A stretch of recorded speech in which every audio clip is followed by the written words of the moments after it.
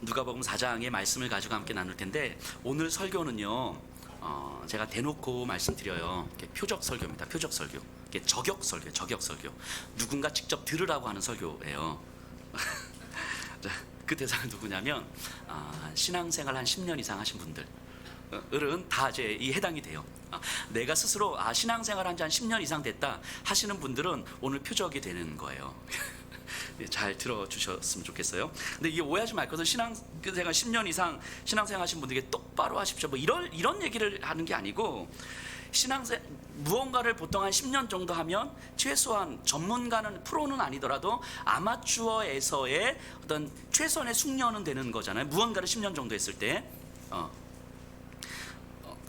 제가 중학교 때 사격부를 했었거든요. 10m 남자 공기소총 이렇게 있잖아요. 이렇게 쏘는 거. 전국체전에도 나갔었어요. 단체전으로 나갔다가 4등 하는 바람에 입상을 못했어요. 5팀 중에서 4등해서. 근데 사격 600점 만점이거든요, 그게. 근데 처음 들어가서 쏘면 안 맞아요. 그래서 한 200점, 150점 이렇게 나오다가 계속 연습하면 뭐 300점, 400점, 500점 나오면 되게 잘 나오는 거였거든요, 중학생 수준에서. 그래도 이게 연습하면 이렇게 늘어가는 거잖아요. 근데 신입생이 딱 들어왔는데 3학년 선배나 신입생이나 점수가 똑같아. 이러면 거기 그 사격부는 소망이 없는 거잖아요. 그죠? 신앙도 저는 마찬가지라고 생각을 합니다. 신앙의 성장과 변화는 하나님께서 분명히 해주시는 거겠지만, 그럼에도 불구하고 신앙생활을 우리가 10년 정도 한다고 했을 때 과연 우리는 무엇을 배우고, 그래서 어떤 것에 익숙해져서 어떻게 신앙생활을 해야 되는가에 대한 이야기를 좀 해보려고 해요. 그래서 최소한 10년 정도 신앙생활을 했을 때 최소한 이 정도는 우리 안에 조금은 숙련되어 있어야 되지 않을까, 감이 좀 잡혀 있어야 되지 않을까 라는 이야기를 한번 해보려고 합니다. 그래서 오늘 설교를 들으신 후에는 최소한의 기준, 신앙생활 10년 정도 하면 이 정도 모습은 우리에게 좀 있어야 되는 거겠구나, 아니면 이런 모습들을 우리가 추구해야 되겠구나 라는 기준을 좀 잡으셔야 될 것 같고요. 그리고 이제 막 신앙생활을 시작하시는 분들은 안심하지 마세요. 그래서 나도 10년 정도 되면 저런 정도의 모습은 되어 있어야 되겠구나 라는 소망을 좀 품으셔야 됩니다. 자, 오늘 본문은요, 예수님께서 세례를 받으신 후에 마귀에게 3가지 시험을 받으시는 장면이에요. 오늘 본문을 살펴보면서 마귀는 예수님을 무엇으로 유혹하는지, 좀 바꿔 말하면 예수님은 무엇과 어떤 유혹과 싸워야 됐는지, 그리고 그 유혹을 어떻게 싸우셨는지 를 우리가 좀 살펴보면서, 우리 그리스도인들에게 똑같이 우리 그리스도인들은 어떤 유혹과 싸워야 되고 어떻게 싸워야 되는지, 그래서 이 싸움을 통해서 우리가 신앙생활을 해가는 걸 텐데요, 좀 배워봤으면 좋겠어요. 자, 일단 이 시험의 배경을 먼저 보면요, 1절 2절이에요 예수께서 성령의 충만함을 입어 요단강에서 돌아오사 광야에서 40일 동안 성령에게 이끌리시며 마귀에게 시험을 받으시더라. 이 모든 날에 아무것도 잡수시지 아니하시니 날수가 다음에 줄이신지라. 자, 성경은 분명히 이렇게 이야기합니다. 성령에 이끌리어 광야로 나가서 마귀에게 시험을 받았다, 이렇게 이야기해요. 예수님께서 무언가 잘못하셔서 하나님 앞에 죄를 지어서 시험을 받는 게 아니에요. 성령에게 이끌리신 거예요. 예수님께서 이후 3가지 시험을 받으시는데, 이 3가지 시험은 우리 그리스도인들이 항상 경험하는 바거든요. 주님 나라 갈 때까지 받는 시험들인데, 이런 시험들은 우리가 무언가를 잘못했기 때문에 받는 시험이 아니라는 거예요. 마치 우리 부모님이 기도를 안 해서 자녀들이 문제가 생겼고, 뭐 우리가 죄를 지어서 우리 가정에 어떤 아픔이 있고, 이렇게 생각하지 않으셔도 된다는 거예요. 그래서 고난의 문제, 뭐 시험의 문제는 때로는 우리의 죄와 연결될 수도 있겠지만 또 연결되지 않는 경우들이 많은 거예요. 그러니까 이 시험을 마치 우리 죄의 결과인 것처럼 바라보는 것이 아니라 하나님의 일하심 안에서 하나님의 어떤 의미가 있을 거라고 우리가 바라봐야 되는 거겠죠. 성경은 분명히 그걸 이야기하고 있어요. 자, 예수님은 성령에 이끌려 광야로 나갔고, 그곳에서 아무것도 먹지 못했고 40일 동안, 그리고 마귀에게 시험을 받고 있어요. 근데 이 장면은 어떤 장면을 좀 연상시키냐면, 출애굽하는 이스라엘 백성들을 연상시켜요. 이들은 하나님에 의해서 광야로 나왔고, 광야에서 40년을 지냈고, 40년을 지내는 동안 먹을 것과 마실 것이 없어서 하나님을 의지해야만 했어요. 그럼 생각해 보면요, 이스라엘 백성들이 광야에서 먹을 것과 마실 것이 부족했던 것은 그들이 불순종했고 그들이 잘못했기 때문이 아니었어요. 그들이 죄의 결과가 아니었어요. 하나님께서 이스라엘 백성을 먹을 것이 없는 곳으로 인도해 내셨어요.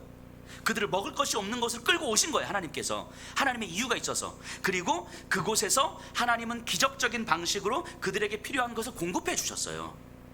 왜냐하면 하나님께서 그들에게 가르쳐주고 싶으셨던 게 있으셨기 때문인 거죠. 그러니까 하나님께서 우리를 인도하신 곳은 먹을 곳이 없는 곳, 우리의 필요가 채워지지 않는 곳, 결핍이 경험되는 곳이었고, 그래서 우리의 결핍을 채우는 것보다 우리를 여기로 끌고 오신 하나님을 신뢰하는 것이 더 중요하다는 사실을 가르쳐주고 싶어졌던 거예요. 그런데 이스라엘 백성들은 그것을 깨닫지 못했어요. 자, 예수님도요, 지금 같은 상황에 놓여져 있습니다. 그리고 이제 마귀가 다가와서 예수님한테 이제 시험을 하는데, 3절, 마귀가 이르되 내가 만일 하나님의 아들이여든 이 돌들에게 명하여 떡이 되게 하라. 자, 이게 마귀가 하는 이야기는 이런 거예요. 야, 너는 하나님의 아들 아니냐? 하나님은 당신의 자녀가 굶주림으로 고통받는 것을 원하지 않으셔. 근데 너는 지금 40일 동안 굶주렸고 지금 너는 너무너무 배가 고파. 근데 너는 떡을 만들 수 있잖아. 지금 너의 배를 채우는 것이 우선인 거고, 그리고 나서 그 다음의 일을 좀 돌봐야 되지 않겠어? 네가 돌을 떡으로 만드는 것이 나쁜 게 아니잖아. 이게 누군가한테 해를 끼치는 것도 아니고 하나님 앞에 범죄하는 것도 아니잖아. 이렇게 이야기를 하고 있는 거예요, 마귀가. 마귀는 지금 어찌 보면 예수님 편에 서서 예수님의 어려움을 도와주고 있는 것처럼 보여요. 예수님의 필요를 채워주고 있는 것처럼 보여요. 그러니까 이게 시험하는 마귀는 우리가 흔히 생각하는 것처럼 뭔가 끔찍하고 공포스럽고 파괴적인 모습으로 나타나지 않아요. 우리 사람들로 하여금 마귀는 충분히 수긍할 수 있는 방식으로 나타나는 거죠. 그렇지. 하나님은 하나님의 자녀가 굶주림으로 고통받는 걸 원하지 않으시지. 내가 지금 얼마나 배고픈데 내 배고픔을 채우는 것이 하나님도 가장 원하시는 거 아닐까? 그러니까 그렇지. 근데 나에게는 돌을 떡으로 만들 수 있는, 내 배를 채울 수 있는 방법이 있어. 내 배를 채울 수 있는 길이 있어. 그러면 이걸로 내 배를 먼저 채우는 것이 중요한 거죠. 자, 어떻습니까? 이 자리에 계신 분들은 우리의 현실에서 경제적으로 좀 어렵고 우리 자녀들에게 문제가 있어요. 근데 하나님은 하나님의 자녀가, 우리들이 이런 문제들로 인하여서 고통당하는 것을 원치 않으시는 분이기 때문에 이 문제를 빨리 해결해 주실 것이 기대가 돼요. 그래서 막 기도합니다. 여기저기 기도 제목을 부탁하면서. 그러면 우리의 관심은 어떻게 지금 이 문제를 해결해야 하는가에 집중하게 되죠. 그리고 이 문제가 해결되면 우리는 하나님의 은혜를 경험했다고 이야기를 하는 거예요. 자, 다시 한번 물어볼까요? 이런 방식으로 생각하는 게 맞나요? 이런 방식으로 우리가 처해진 문제 앞에서 이런 방식, 하나님께서는 우리가 이렇게 고통당하는 걸 원치 않으시기 때문에 이 문제를 빨리 해결해 주실 것이고, 우리가 열심히 기도하고 방법을 찾다 보면 하나님께서 이 문제를 해결해 주실 거야 라는 방식으로 생각하는 게 맞는 방식인가요? 예. 그럼 질문은 다시, 아무도 대답을 안 하시고 그냥 네가 대답해라, 뭐 이런 말씀이신 거죠. 자, 질문을 좀 다시 바꿔볼까요? 하나님은 진짜로 당신의 자녀들이 고통당하는 걸 원치 않으십니까? 정말이에요? 이 말 믿을 수 있어요? 하나님의 자녀들이 고통당하는 걸 원치 않으세요? 하나님의 자녀들이 배고픈 걸 원치 않으시고, 하나님의 자녀들이 아픈 걸 원치 않으시고, 하나님의 자녀들이 뭔가 가정 안에 문제가 있는 걸 원치 않으십니까? 그러면 바꿔 말하면 하나님의 자녀들은 항상 배불러야 되고, 하나님의 자녀들은 항상 결핍이 있어야 되고, 하나님의 자녀들은 항상 풍족해야 되는 건가요? 만일 하나님이 그러셨다면 하나님은 당신의 아들을 십자가에서 죽이지도 않으셨을 거예요. 만일 하나님이 그러신 분이라면 사도 바울에게 그 극심한 고난의 시간들을 허락하지 않으셨을 거예요. 만일 하나님이 그러신 분이셨다면 초대교회 성도들에게 빵을 주셨을 거예요. 이런 이야기들은 그럴듯해 보이지만 예수님은 아니라고 이야기하는 거예요. 그렇지 않다라고 이야기하는 거예요. 이런 방식이 바로 마귀의 유혹이고 이게 속임수라고 이야기하는 거예요. 자, 마귀의 시험의 본질은 어디에 있는 거냐면 예수님으로 하여금 굶주림의 문제에 집중하도록 만드는 거예요. 지금 굶주리는 게 맞거든요. 배고픈 게 맞아요. 근데 이 문제에 집중하도록 만드는 거예요. 그리고 이 문제를 해결하는 것이 가장 큰 우선 과제고, 그리고 예수님에게는 이 문제를 해결할 수 있는 방법이 있고, 그래서 예수님 스스로 이 문제를 해결하라고 이야기하는 거죠. 그리고 해결하는 방법을 마귀는 알려주는 거예요. 너의 굶주림을 해결하는 것이 너의 가장 큰 과제다. 자, 광야에서 이스라엘 백성들이 먹을 것을 구하는 것, 먹을 것과 마실 것이 없습니다라고 해서 먹을 것을 구하는 것이 가장 큰 과제가 되는 순간 그들은 하나님으로부터 계속 멀어졌던 거예요. 먹을 것이 중요하지만 그것보다 우리를 광야로 보내신 그 하나님을 신뢰하는 것이 가장 큰 이유여야 됐어요. 가장 큰 과제여야 됐어요. 즉 마귀의 시험은 우리를 하나님으로부터 독립된 존재로 만드는 거예요. 그래서 에덴 동산에서도 마귀는 아담에게 그것을 요구한 것 아닙니까? 하나님으로부터 독립된 존재, 하나님으로부터 공급받는 모든 것이 아니어도 너는 충분히 살 수 있는 존재라고 이야기한 거잖아요. 그래서 지금 당면한 문제를 빨리 해결하는 것에 집중하라고 이야기하는 거예요. 이것이 해결되지 않으면 내일도 힘들고 그 다음도 계속 힘들 거라고. 그러니까 지금 빨리 해결해야 된다고. 그리고 하나님도 당신의 자녀가 고통받는 걸 원치 않으시기 때문에 하나님도 이 문제를 빨리 해결하길 원하실 거라고. 너의 관심은 문제를 해결하는 데 집중하면 된다고. 지금 마귀가 예수님에게 요구하는 방식이 이거지요. 이게 그리스도인들이 싸워야 될 첫 번째 유혹이에요. 하나님과의 관계보다 현실의 문제에 더 집중하도록 만들어서 하나님으로부터 독립된 존재가 되게 하는 거예요. 그래서 이 문제를 해결하는 것이 내 삶의 가장 큰 우선순위이기 때문에 하나님과의 관계는 별로 중요하지 않은 거죠. 지금 하나님이 중요한 이유는 내 삶의 문제를 해결해 주셔야 되기 때문에 중요한 거지, 그 이유가 아니라면 하나님은 별로 중요하지 않은 분이 되어버리는 거죠. 이게 마귀가 예수님을 유혹하는 방식이고 우리 그리스도인들이 싸워야 될 첫 번째 유혹이죠. 자, 이에 대해서 예수님의 반응을 보세요. 예수님은 마귀의 목적을 간파했어요. 4절, 예수께서 대답하시되 기록된 바 사람이 떡으로만 살 것이 아니라 하였느니라. 자, 이 말씀은 신명기의 말씀이거든요. 먹을 것을 구하던 이스라엘 백성들에게 주셨던 말씀이에요. 예수님께서 이 말씀을 인용하여 대답하는 이유는 예수님의 지금 이 순간 자체가, 시험받고 있는 이 순간 자체가 어느 과정 속에 있는 거냐면 하나님의 뜻에 의해서 이 땅에 왔고 하나님의 뜻으로 목수의 집에서 자랐고 하나님의 때가 되어서 이제 하나님의 나라의 일을 시작하려고 하는 거예요. 그리고 성령에 이끌려서 지금 광야에 나왔어요. 그래서 지금 현재 배가 고프고 외롭고 힘든 거거든요. 그런데 그럼에도 불구하고 지금 이 순간은 이 순간 독립 딱 떼어내서 볼 수 있는 것이 아니라 하나님의 뜻에 의해서 하나님의 때가 돼서 이루어진 하나님의 일하심의 한 여정인 거예요. 그러니까 이 상황을 어떻게 빨리 해결할 것이냐의 문제가 아니라 이 상황이 전체 하나님의 일하심 가운데 어떤 의미가 있는가를 묻는 거예요. 예수님은요. 그래서 이 상황에서 어떻게 하나님을 신뢰할 것인가, 그래서 기록된 하나님의 말씀은 무엇이라 이야기하고 있는가, 이 질문을 지금 던지고 있는 거예요. 예수님에게 이 상황은 해결해야 될 문제가 아닌 거예요. 해결해야 될 상황이 아니라 이 상황은 하나님의 큰 일하심 가운데 들어와 있는 여정이기에 여기서 하나님을 어떻게 신뢰할 것인가 질문하는 거죠. 자, 내가 맞닥뜨리고 있는 어려움, 우리가 맞닥뜨리고 있는 현실 앞에서, 고난 앞에서 우리가 이럴 수는 있어요. 나 진짜 힘듭니다. 나 정말 어떻게 해야 될지 모르겠어요. 못 살겠어요. 빨리 이 시간이 지나갔으면 좋겠습니다. 이 문제가 빨리 해결되게 기도해 주세요. 이럴 수 있어요.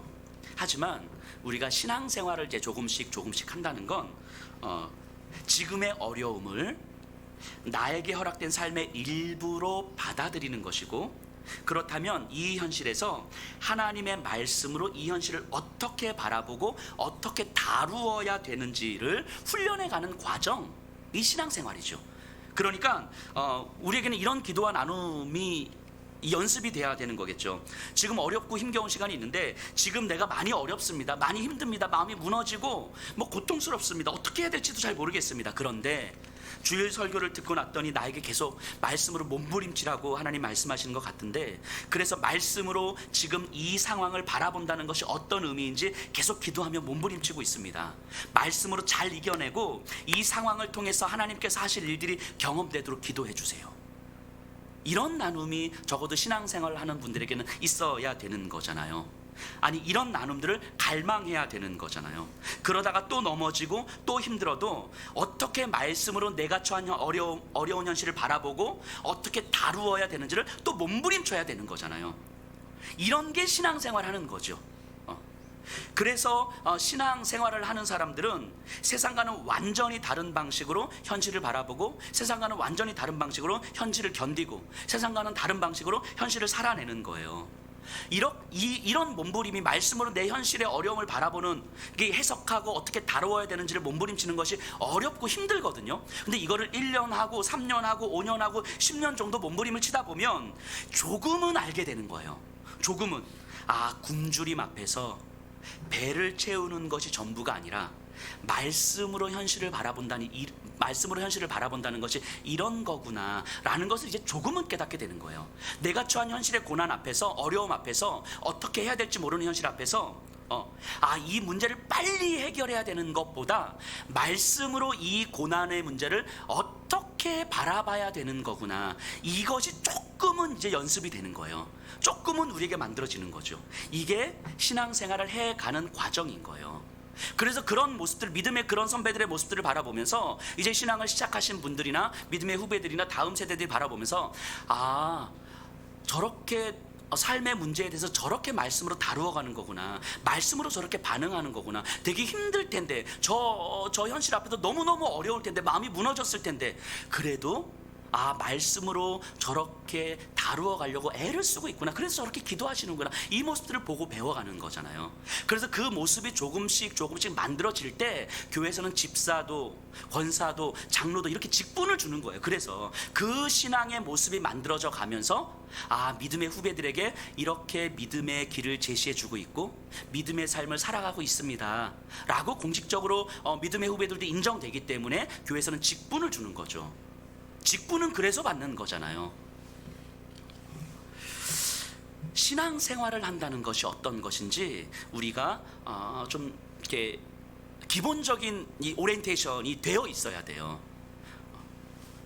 이게 안 되어 있으면 마귀가 예수님에게 들어왔던 것처럼 내가 처한 현실의 문제를 하나님과 독립시켜서 이 현실의 문제를 해결하는 것에 집중하게 만들어요. 그래서 하나님은 내 문제를 해결해 주시는 해결사 이상의 존재가 아니게 되어 버리는 거죠.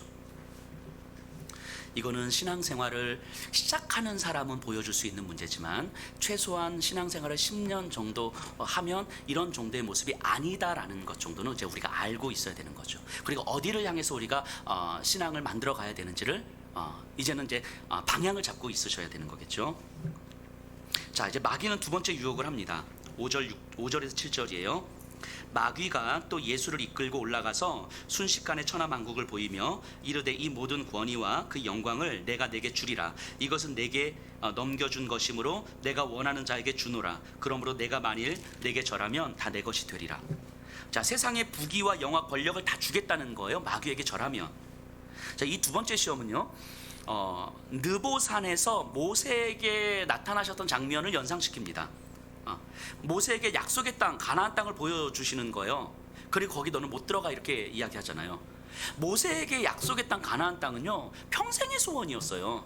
저 가나안 땅을 바라보면서 40년을 진짜 생고생을 하고 있는 거잖아요. 그런데 저 가나안 땅을 바라보고 느보산에 딱 서 있는데 너는 못 들어가, 이렇게 이야기하는 거예요. 자, 이때 이제 우리가 상상을 좀 해보면 사단이 모세야, 내가 저 땅에 들어가게 해줄게 라고 이야기가 들려오는 거예요. 자, 그러면 이게 하나님의 말씀인지 사단의 이야기인지 헷갈리기 시작합니다. 그렇죠? 하나님의 말씀인지 사단의 이야기인지 헷갈려요. 왜 헷갈릴까요? 왜?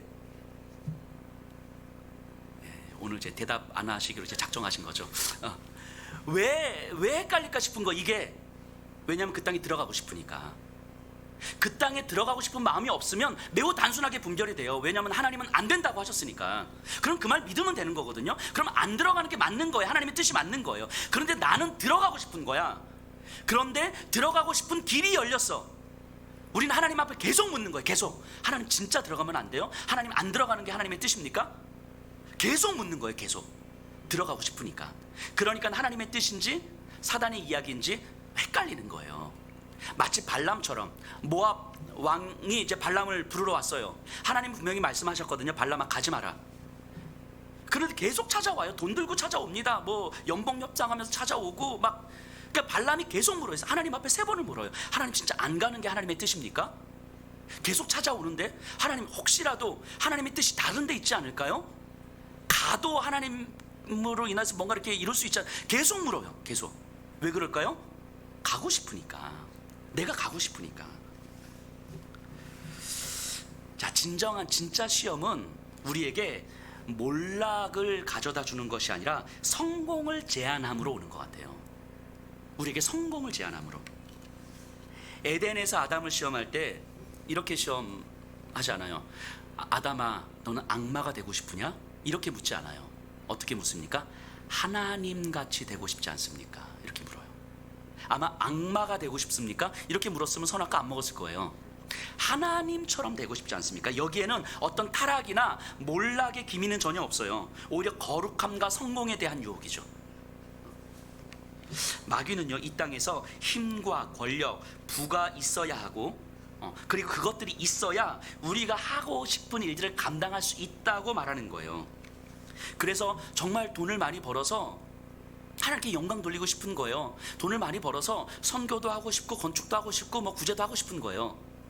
근데 다시 생각해 보면 돈을 많이 벌어서 하나님께 영광 돌리고 싶다고 말할 때 그건 내가 하고 싶은 거 아니에요? 내가 돈을 많이 벌고 싶은 거 아니에요? 돈을 많이 벌고 싶다고 말하면 속물 같아서 거기에 이제 부록처럼 붙여놓은 거 아니에요? 하나님의 영광이라는 말을 내가 하고 싶은 거잖아요. 그러니까 우리는 하나님의 자녀들이 돈을 많이 벌어서 하나님의 일을 많이 감당하면 하나님도 더 좋아하시지 않겠습니까? 라는 말로 덮어버리는 거예요. 진짜 하나님 그런 거 좋아하세요? 정말? 그러지 않으실 것 같아요. 그렇기 때문에 사실은 우리가 하고 싶고 우리가 갖고 싶은 것인데 하나님의 일을 위해서 그것들이 반드시 필요하다고 부추기는 거죠, 마귀는. 그래서 하나님 없는 성공을 마치 은혜인 것처럼 둔갑시켜요. 이게 마귀의 속임이죠. 그리스도인들이 싸워야 할 두 번째가 바로 여기에 있는 거예요. 하나님 없는 성공. 하나님의 이름으로 포장되어는 있지만 하나님 없는 그 성공. 예수님의 대답을 한번 보세요. 8절이에요.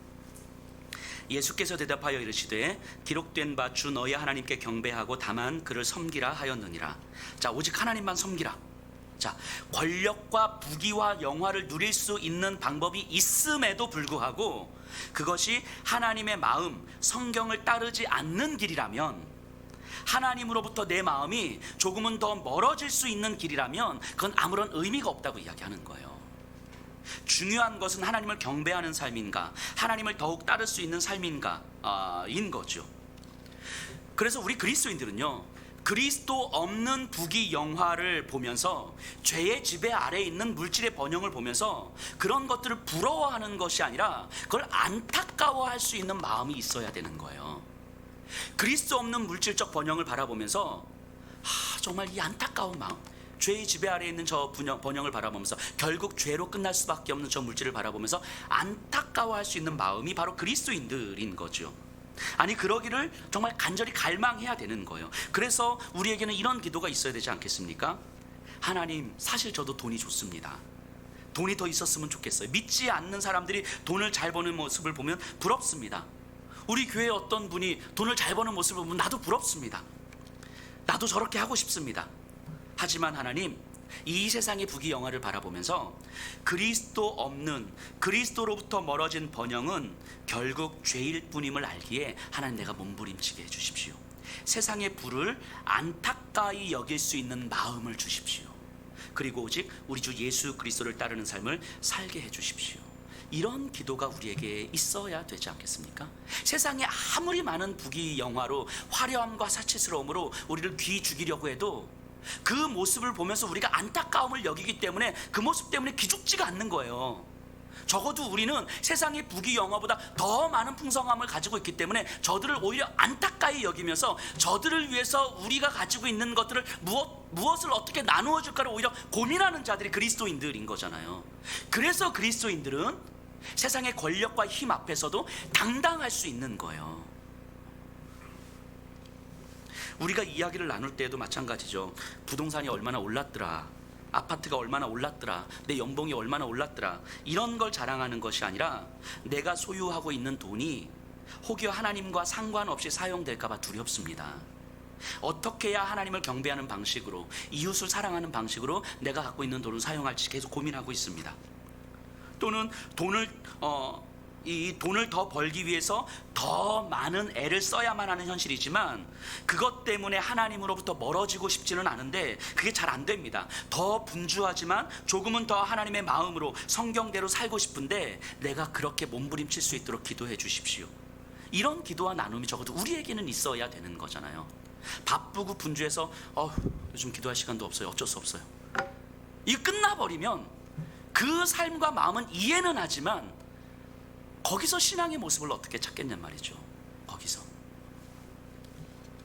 이런 게 신앙생활을 하는 거예요. 이런 게. 그래서 자녀들에게도 돈이 없다고 매일 싸우거나 위축된 모습을 보이지 않는 거예요. 자녀들이 볼 때에 우리 부모님은 분명 돈이 없고 우리 집이 좀 힘든데, 그래서 우리 부모님은 걱정을 많이 하시면서도 돈 때문에 싸운 적이 없는 거예요. 우리 부모님은 없는 가운데서도 어려운 사람들을 더 걱정하시는 거예요. 우리 부모님을 보면 돈이 없다고 해서 진짜 삶이 형편없는 건 아니라는 것을 자녀들이 배우는 거예요. 오히려 더 가치 있는 삶을 살아내시더라. 우리 자녀들이 부모님들을 볼 때 이런 모습을 봐야 되는 거잖아요. 이게 신앙이잖아요. 신앙생활하는 부모님들은 적어도 우리의 결핍이, 우리의 부족함이 우리의 삶을 지배하는 힘이 아니라는 것을 보여줘야 되는 거잖아요. 그래서 몸부림을 쳐야 되는 거잖아요. 근데 이런 삶이 힘드니까, 어려우니까, 현실적인 문제 앞에서 계속 무너지니까, 그래서 나의 연약함을 아시는 하나님, 나를 도와주십시오, 성령의 도우심을 구하면서 그렇게 몸부림을 쳐가는 거죠. 이렇게 몸부림을 쳐가는 거, 이게 신앙생활인 거죠. 이 몸부림을 3년, 5년, 10년, 20년 하다 보면 어느 순간 이 몸부림으로 인한 삶이 우리의 삶이 되어지는 거죠. 이게 신앙생활이에요. 그래서 신앙생활 10년 이상 되신 분들은 잘 돌아보셔야 됩니다. 지금 자신들의 모습을. 그리고 이제 시작하시는 분들은 이렇게 되기를 소망하셔야 돼요. 신앙생활이라는 건 어떤 정해진 시간에 정해진 활동을 하는 그런 차원의 문제가 아니에요. 현실을 대하는 내 마음을 성경으로 다스려가는 과정이에요. 근데 이게 잘 안 되니까 계속 훈련하는 거예요. 힘드니까 끊임없이 몸부림치는 거예요. 그렇게 10여 년 하다 보면 우리 안에 조금은 성경으로 현실을 대하는 신앙의 삶이 형성되어져 가는 거예요. 자, 마귀는 이제 세 번째 시험으로 넘어가요. 9절에서 11절입니다. 또 이끌고 예루살렘으로 가서 성전 꼭대기에 세우고 이르되 내가 만일 하나님의 아들이여든 여기서 뛰어내리라. 기록되었으되 하나님이 너를 위하여 그 사자들을 명하사 너를 지키게 하시리라 하였고, 또한 그들이 손으로 너를 받들어 내 발이 돌에 부딪히지 않게 하시리라 하였느니라. 자, 예루살렘 성전 꼭대기로 예수님을 이제 데리고 갑니다. 아마 여기는 그 지형적으로 보면 예루살렘의 어떤 남동쪽 끝자락, 거기는 가장 높은 데고 밑에가 이제 절벽이에요.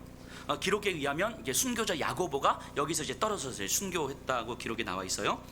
자, 이제 마귀는 이렇게 이야기하는 거예요. 자, 여기서 네가 뛰어내리면 하나님의 천사들이 하나님의 아들인 너를 그냥 죽게 내버려 두겠느냐, 너를 이렇게 붙들어서 안전하게 이 땅에 내리게 하지 않겠느냐, 이렇게 이야기하면서 심지어는 성경 말씀을 인용합니다. 자, 10절 11절은 시편 91편 11절 12절의 말씀을 인용하고 있는 거예요. 하나님이 너를 위하여 그 사자들을 명하사 너를 지키게 하시리라. 그들이 손으로 너를 받들어 내 발이 돌에 부딪히지 않게 하시리라. 그러니까 성경도 분명히 이렇게 약속하고 있고, 그리고 하나님의 아들을 하나님이 지켜주실 건 너무 당연하고, 자, 그렇다면 네가 이 성전에서 한번 뛰어내려 보는 건 좋지 않겠나? 라고 이야기하는 거예요. 이 마지막 시험은 매우 타당성이 있어요. 아마 이제까지 시험의 절정일 것 같아요. 자, 예수님은 당신이 하나님의 아들임을 이 땅에 선포하기 위해서 이 땅에 오셨어요. 그래서 하나님의 아들로 메시아의 사역을 감당하기 위해서 오신 거잖아요. 그럼 사람들이 예수를 메시아로 하나님의 아들로 봐야 되는 거예요.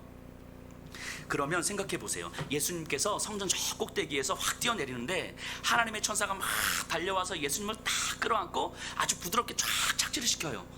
이거를 사람들이 보고 있다고 생각해 보세요. 이것만큼 예수가 하나님의 아들임을 증명하는 확실한 방법이 어디 있겠어요? 이것만큼. 그리고 심지어 성경도 이것을 예언하고 있잖아요. 그러면 마귀는 기가 막히게 지금 하나님의 일을 이루고 있는 거예요. 예수님이 이 땅에 오신 목적을 이룰 수 있는 굉장히 쉬운 방법을 알려주고 있는 거잖아요. 그 이 얘기를 들으면 그렇구나, 그렇게 하면 되겠네, 이렇게 넘어지는 거죠. 그러니까 기적적인 방식으로 하나님의 아들됨을 보이라는 거예요. 많은 사람들에게 인정을 받을 수 있는 매우 좋은 방법인 거죠. 그런데 이제 시편 91편을 자세하게 보니까 마귀가 인용하고 있는 구절 중에서 시편 91편 원래의 본문에 빠져있는 내용이 있더라고요. 이제 제가 91편 11절 12절을 있는 원래대로 한번 읽어볼게요. 그가 너를 위하여 그의 천사들을 명령하사 내 모든 길에서 너를 지키게 하심이라. 그들이 그들의 손으로 너를 붙들어 발이 돌에 부딪히지 아니하게 하리로다. 여기서 뭐가 빠져있냐면 내 모든 길에서, 이 구절이 빠져있어요. 너의 모든 길에서. 지금 시편 기자는 뭐라고 이야기하냐면 하나님의 자녀가, 하나님의 사람들이 하나님과 동행하기에 걸어가는 모든 길에서 하나님 그 자녀를 지킬 것이다, 이렇게 이야기를 하는 거예요. 근데 마귀는 이 얘기를 쏙 빼놓고 있는 거예요. 그러니까 이 모든 길이라는 것은 내가 원하는 길이 아니라 하나님께서 원하시는 길인 거예요. 그러니까 하나님께서 원하시는 모든 길은 푸른 풀밭에 있을 때에도 하나님과 동행하는 길이고, 사망의 음침한 골짜기를 지날 때도 하나님과 동행하는 길인 거예요. 그러니까 푸른 풀밭에도 하나님은 우리를 지키시고 보호하시고, 사망의 음침한 골짜기에서도 우리를 지키시고 보호하시는 거예요. 그러니까 내가 사망의 음침한 골짜기를 지나고 있으니까 하나님 나를 구해주세요, 이런 반응이 나오는 게 아니라 이때나 저때나 하나님 나를 지키고 보호하시기 때문에 어디에 있든지 나는 나를 지키고 보호하시는 하나님을 신뢰하고 하나님의 말씀을 들으면 되는 거예요. 근데 사단은 이 얘기를 중간에 쏙 빼서 사망의 음침한 골짜기를 지나니까 하나님이 지키시겠다고 말씀하셨으니까 여기서 구해달라고 기도해, 이러고 있는 거예요. 이러고. 그러니까 사단은 신앙에 대해서 매우 쉬운 길을 제시하므로 우리가 하나님과 동행하는 삶을 전복시키고 있는 거죠. 깨트리고 있는 거죠. 하나님의 자녀는요, 하나님과 동행하기 때문에 때로는 우리가 원하지 않는 어려운 길도 걷는 거잖아요. 근데 마귀는 성경을 인용하면서 자기 입맛에 맞게 교묘하게 사용해. 우리가 쉽게 받아들일 수 있는 방식으로, 정말 그럴듯하게, 그래서 들으면 은혜가 되는 방식으로, 그리고 그렇게 되기를 원하는. 하지만 성경을 인용한다고 해서 하나님의 뜻을 올바르게 전달하는 것이 아니라는 걸 우리는 분명히 알아야 됩니다. 우리가 그런 경험들은 많이 있어요. 목회자들이 많이 하는 이야기 중에서 11조를 안 하는 것은 하나님의 것을 도둑질하는 거라고, 이 도둑놈들아, 이러면서 이제 말라기서의 말씀을 인용하는 것도 왜곡시키는 사례 중에 하나고요. 교회 건축을 하면서 교회 건축은 하나님의 일입니다, 지금 당장 너희 집보다 하나님의 집이 더 중요하다라고 하면 삭개서의 말씀을 인용하는 것도 마찬가지고, 사업의 번영을 하나님께서 이루어 주실 것이고 하나님 그렇게 약속하셨습니다라고 말하면서 욥기의 말씀, 내 시작은 미약하였으나 내 나중은 창대하리라, 이 말씀을 갖다 쓰는 것도 마찬가지인 거죠. 이 성경의 원래 의미가 그것이 아님에도 불구하고 마치 그거 하나 가지고 와서 우리에게 되게 은혜가 되는 방식으로, 우리가 받아들이고 쉽게 수긍할 수 있는 방식으로 말씀을 던져주는 거예요. 근데 그 말씀을 들으면 우리는 너무 쉽게 넘어가요. 왜냐하면 내가 듣고 싶은 말씀이었거든, 내가 원하는 말씀이었거든. 이런 예는 셀 수 없이 많죠. 성경을 통해서 하나님께서 무엇을 말씀하시는지 보다 우리가 듣고 싶은 말씀으로 사용하고 있는 거예요, 마귀는요. 그래서 결국 쉽게 영광을 누리고 쉽게 빨리 인정을 받으려고 하는 거죠. 쉬운 영광. 이게 목사들도 그래요. 조금 빨리 목사 안수 받고 싶고, 빨리 담임 목사 되고 싶고. 제가 우리 교단에서는 목사 안수를 받기 전에 강도사 시험이라는 걸 보는데, 제가 이렇게 시험 볼 때 제 동기 목사님들 합숙하면서 제가 가르쳐 줬거든요, 공부를 다. 근데 다 붙었는데 저만 똑 떨어졌어요. 그래서 저만 떨어져서 제가 1년 꿇었어요, 강도사. 이게 얼마나 억울했는지 몰라요, 진짜. 다들 제 목사 안수 받을 때 저도 이렇게 생각해보면 지금 아무것도 아닌데 그때는 그렇게 억울했어요. 그래서 제가 총회 고시부에 8번을 전화했어요. 제가 4번은 도대체 내가 왜 떨어졌냐고, 그리고 4번은 내년에 다시 준비할 텐데 어디서 뭘 고쳐야 되는지 알려만 달라고. 그랬더니 돌아왔던 대답이 이거더라고요. 운이 없었다고 생각하세요. 그래서 더 화가 났어요. 이거 혹시 우리 총회 고시부 목사님들 안 들으시겠죠? 자, 그러니까 뭔가 빨리 되고 싶은, 뭐 교회도 마찬가지 아닙니까? 직분, 집사, 권사, 장로 빨리 되고 싶은 거예요. 그러면서 하나님의 은혜라고 여기면서, 여기에 우리 그리스도인들이 싸워야 될 세 번째 유혹이 있어요. 십자가 없는 부활의 영광, 겟세마네의 눈물이 없는 영광. 영적인 눈물과 고통이 없는 어떤 믿음의 성장, 이런 것이 마귀의 유혹이죠. 우리가 너무 쉽게 믿음은 성장하고 싶고, 좋은 그리스도는 되고 싶고, 내가 감당해야 될 십자가의 길은 감당하고 싶지 않은. 하지만 분명히 우리가 알 것은요, 신앙의 지름길은 없습니다. 절대 없어요. 목회자가 시키는 대로 한다고 해서 신앙이 성장하지 않아요. 그건 제일 쉬운 방식이에요. 시키는 대로 하는 것. 그렇다고 해서 신앙이 성장하지 않습니다. 그리스도를 알지 못하는 이 세상에서 배척과 고통이 없는 믿음의 길은 없어요. 십자가의 죽음 없는 부활의 영광은 없어요. 쉬운 영적 성숙이라는 건 없습니다. 보이지는 않지만 말씀으로 내 마음을 다스리면서 연약한 우리를 도우실 성령의 은혜를 구하는 길 외에는 영적 성장은 없습니다. 신앙으로 성장하지 않았는데 직분 빨리 받으면 뭐합니까? 교회가 복음으로 충분히 뿌리를 내리지 못했는데 건축만 빨리 하면 뭐합니까? 목회자가 성도들을 위해서 충분히 생명 걸 준비가 되어 있지 않았는데 유명해지면 뭐해요? 그게 마귀의 유혹이잖아요. 그러니까 월간 목회라는 기독교 잡지가 있어요. 오래된 잡지인데 거기서 이제 연락이 왔어요. 지난주에 예수평학교의 목회 철학과 사역에 대해서 이제 글을 좀 써달라고. 제가 소정의 원고료를 준다고 해서 쓰기로 했어요. 제가 원고료 받으면 한턱 쏠게요. 한 6만 원 받을 것 같은데 한턱 쏠게요. 자, 얼마든지 글을 쓸 수 있고 뭐 교회를 알릴 수도 있는데, 적어도 교회의 목회자와 그리고 성도님들이 복음으로 충분히 뿌리를 내리는 것이 교회가 알려지는 것보다 더 중요하다는 사실을 인지하셔야 돼요. 우리가 주변의 사람들 우리 교회 되게 좋아요 라고 말할 때 뭘 보고 좋다고 이야기합니까? 성도 한 분 한 분이 복음으로 뿌리를 내리지 못하는데 어떻게 좋은 교회가 될 수 있어요? 목회자가 성도들이 복음으로 깊이 뿌리를 내려서 복음으로 내 현실을 살아내려고 애를 쓰고 있고, 말씀으로 내 현실을 바라보려고 애를 쓰고 있는, 그래서 복음으로 뿌리를 내리는 삶에 정말 치열하게 몸부림치고 있을 때, 그때 우리 교회가 좋은 교회가 되는 거지. 그 복음으로 뿌리를 내리는 것도 없고 치열한 영적 씨름도 없고, 그런데 어떻게 좋은 교회가 될 수 있어요? 그래서는 절대 좋은 교회가 될 수 없는 거죠. 예수님의 대답을 한번 볼까요? 12절. 예수께서 대답하여 이르시되 주 너의 하나님을 시험하지 말라 하였느니라. 자, 하나님을 시험하지 말라는 것은 하나님을 우리가 원하는 방식으로 맞추지 말라는 거예요. 하나님께서 말씀하신 그 뜻이 무엇인지 깊이 헤아리지 않으면 우리도 모르게 하나님을 움직이려고 하는 거예요. 우리의 방식으로 손쉽게 하나님의 뜻을 이루겠다라고 이야기하는 거죠. 하지만 예수님은 그 손쉬운 방식, 사람들의 모든 인정을 받을 수 있는 성전 꼭대기에 올라가는 대신 어디에 올라가셨어요? 십자가에 올라가셨잖아요. 사람들이 인정할 수 없었던, 오히려 저주하고 수치스러웠던 십자가에 올라가신 거죠.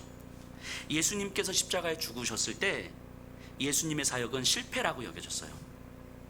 마귀가 승리했다고 여겨졌어요.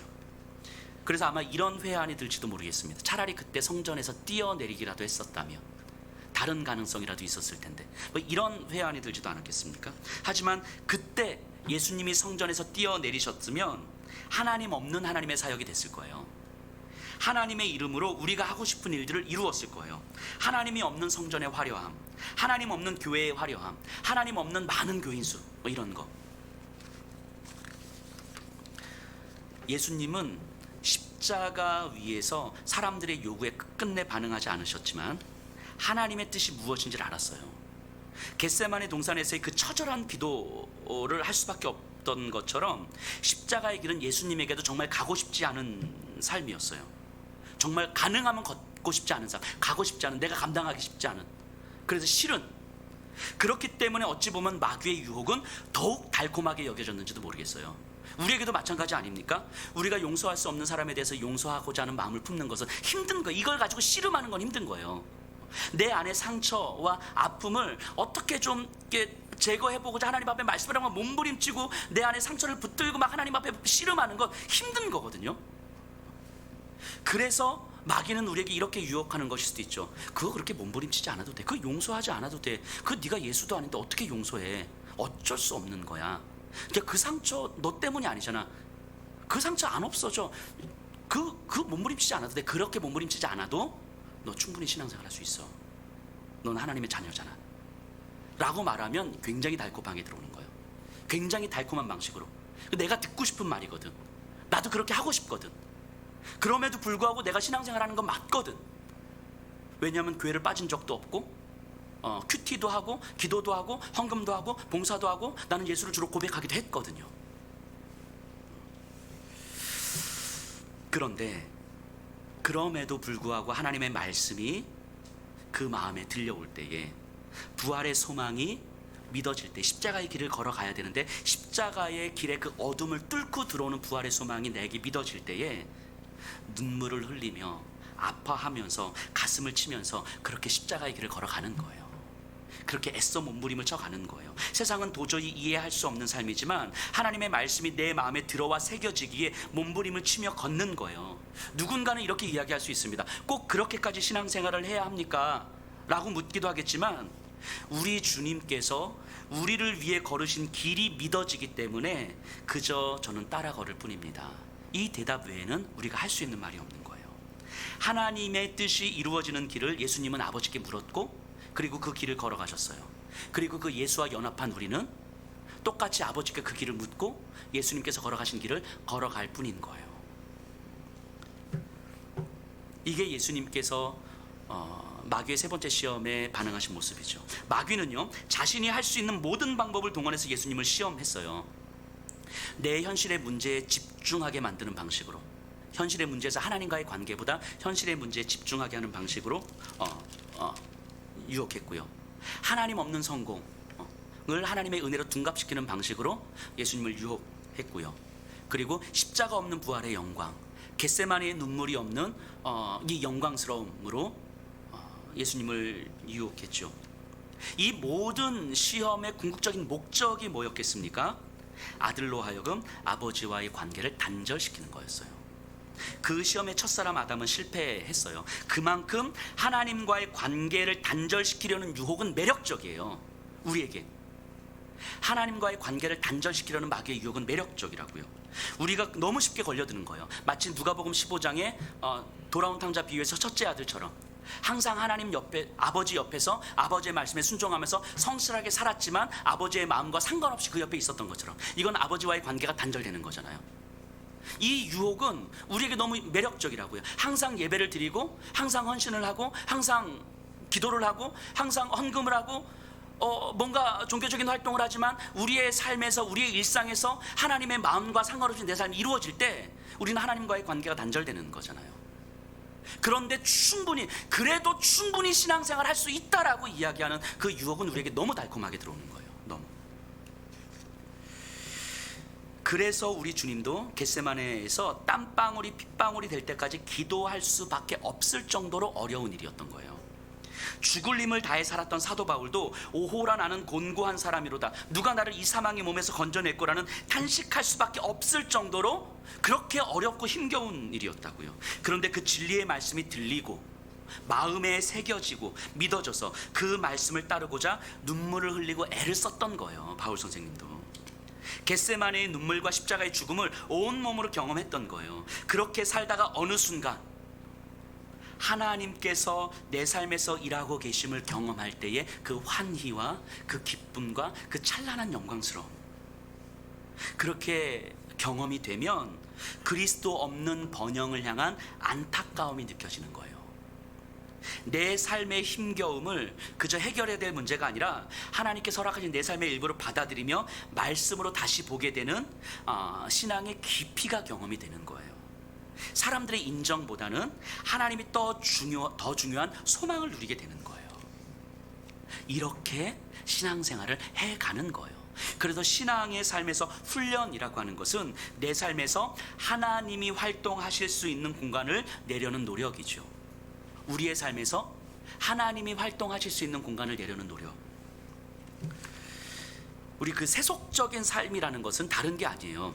주변의 환경, 상황, 사람들의 이 반응에 좌우되는 삶이 세속적인 삶이죠. 그 흔들리는 삶. 그래서 세상은 이렇게 외쳐요. 야, 너가 사랑받을 수 있는 자라는 걸 증명해봐라. 너의 가치와 쓸모를 한번 증명해봐라.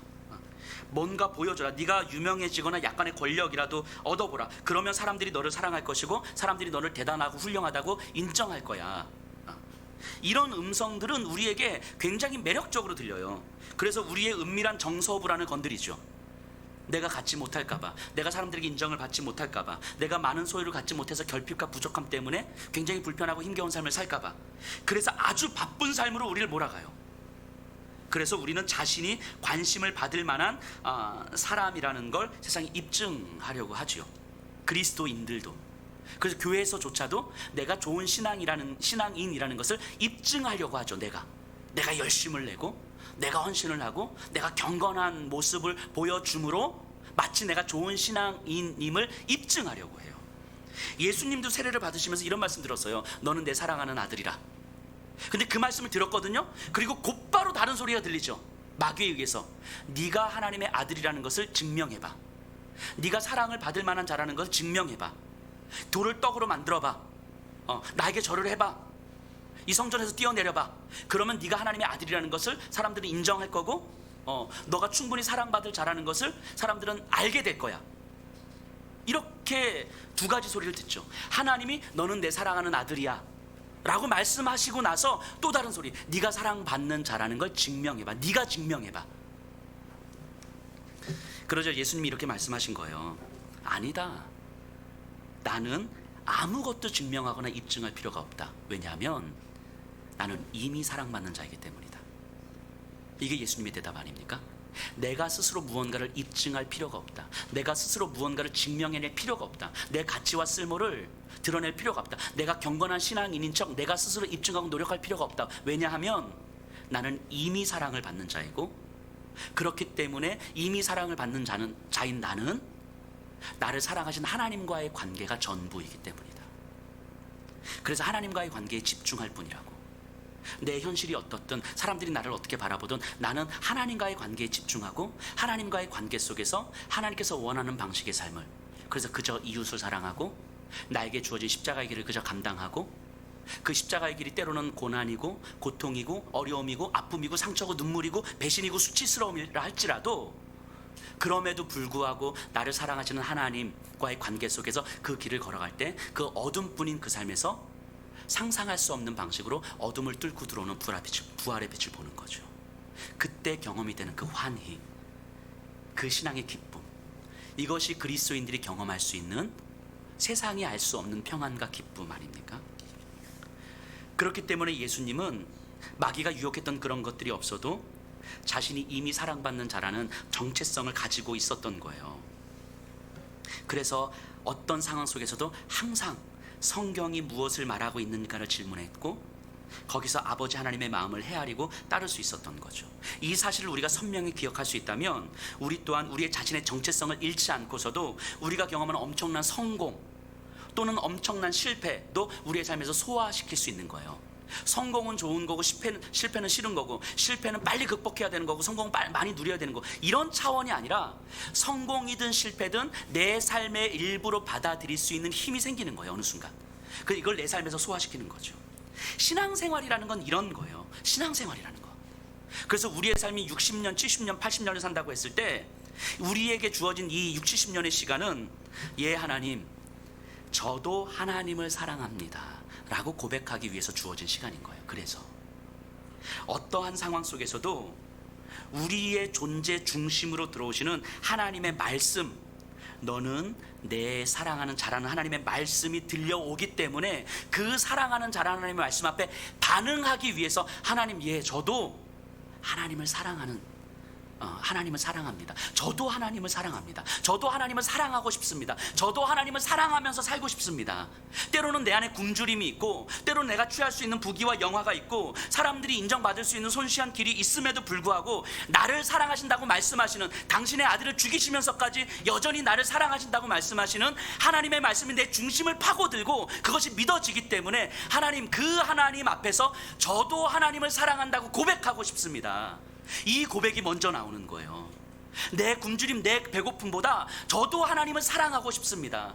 부귀 영화를 취할 수 있는 길보다 저도 하나님을 사랑하고 싶습니다. 사람들의 인정을 받을 수 있는 길보다 저도 하나님을 사랑하는 삶을 살고 싶습니다. 이렇게 고백하다가 때로는 고난의 길이 경험이 되고, 때로는 우리가 감당해야 될 그 십자가의 아픔과 눈물이 우리에게 다가와도, 하나님, 이 십자가의 길 위에서 저도 하나님을 사랑하고 싶습니다. 저도 하나님을 사랑하고 싶습니다. 그런데 하나님, 저에게는 힘이 없습니다. 우리의 연약함을 도우신 하나님, 저를 도와주십시오. 저를 도와주십시오. 그래서 하나님을 사랑하는 삶을 살게 해주십시오. 그렇게 묵묵히 우리에게 주어진 삶을 감당하면서 걸어가는 거예요. 이게 신앙생활이에요. 이 자리에 계신 분들의 우리의 남은 평생이 정말 이 신앙의 삶을 사셨으면 좋겠습니다. 이 신앙생활을 하셨으면 좋겠습니다. 그래서 누군가가, 초신자가 우리를 보고, 우리의 다음 세대들이 우리를 봤을 때, 우리 예수평화교회 장로님, 권사님, 집사님들은 내가 볼 땐 너무너무 힘들어 보이는 저 삶 속에서 그래도 말씀으로 그 현실을 어떻게 다뤄가는지, 그 상황 속에서도 어떻게 하나님, 저도 하나님 사랑하고 싶습니다라는 고백하면서 그 삶을 묵묵히 견디어가고 있는지, 저 모습을 배우고 싶다. 저게 진짜 신앙이구나. 그래서 장로님이구나. 그래서 권사님이구나. 그래서 집사님이구나. 우리가 이 모습으로 우리 남은 평생을 사셨으면 좋겠습니다. 우리 다 같이 일어나셔서 주님을 찬양합니다.